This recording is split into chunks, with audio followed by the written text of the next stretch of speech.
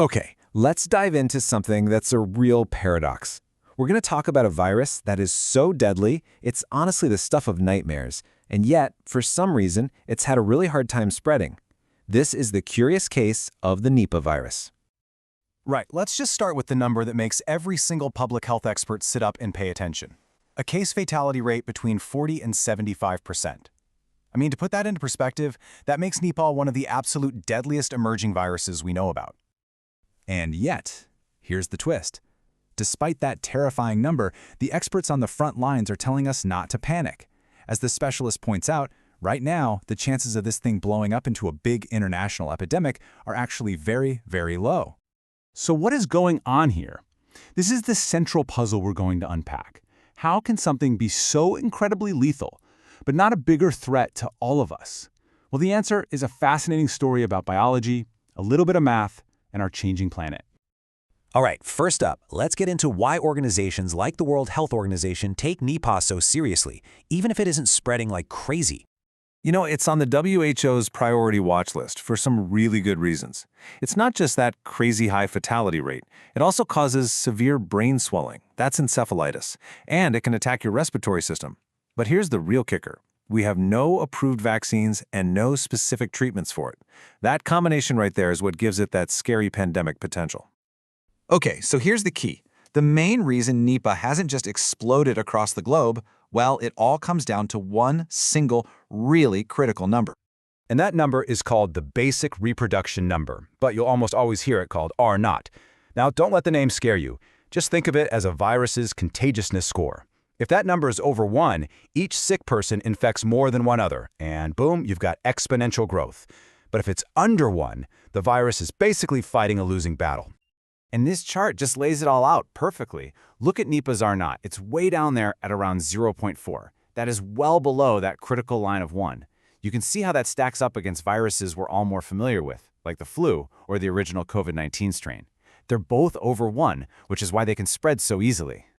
So what that means in simple terms is that for every person who gets sick with Nipah, they pass it on to, on average, less than one other person. It just can't build up steam.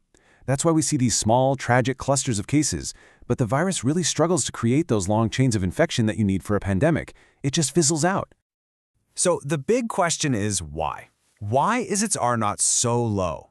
Well, it all comes down to how it gets from one person to the next.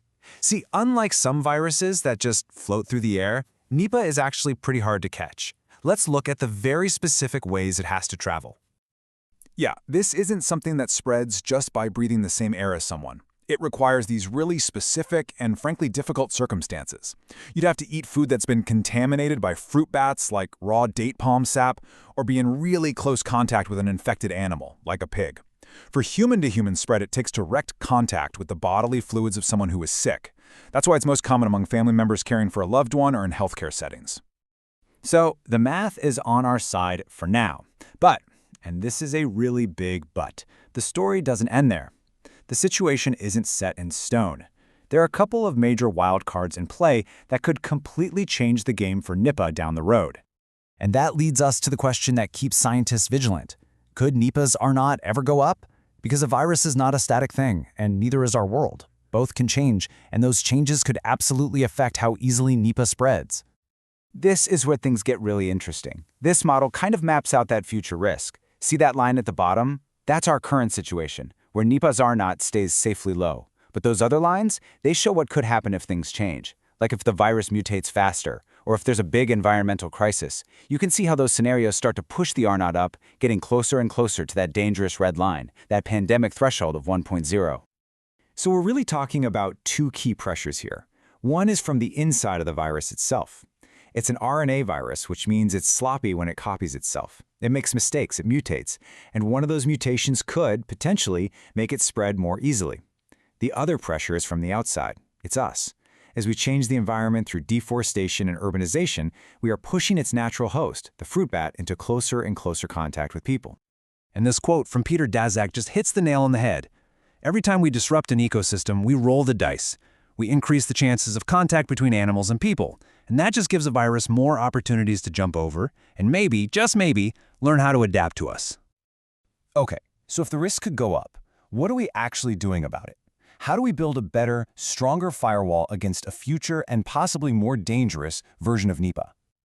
The big strategy here is something called a One Health approach, and the idea is actually pretty simple. It just recognizes that you can't separate the health of people from the health of animals and the health of our shared environment. They're all connected. You can't just focus on sick people in hospitals. You have to look at the whole picture.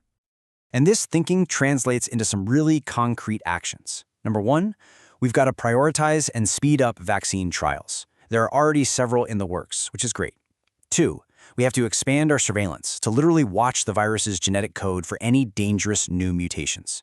And then 3 and 4 are all about shoring up our defenses on the ground, making hospitals safer and better prepared, and teaching communities about the risks like drinking contaminated date palm sap.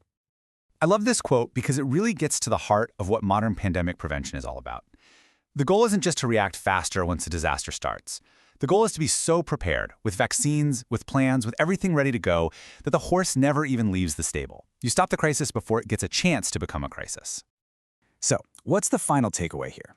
Nipah is not the next pandemic today. It's a deadly spark, for sure, but it's falling into a forest that, for now, is too fireproof for it to spread. It's held in check by the simple math of how it's transmitted. But it's also a powerful warning. By disrupting our planet's ecosystems, we are constantly giving pathogens like this another roll of the dice, another chance to mutate, to evolve, and to finally beat that math. Nipah's story is telling us, loud and clear, that our health and our planet's health are one and the same. The only question left is if we're going to listen.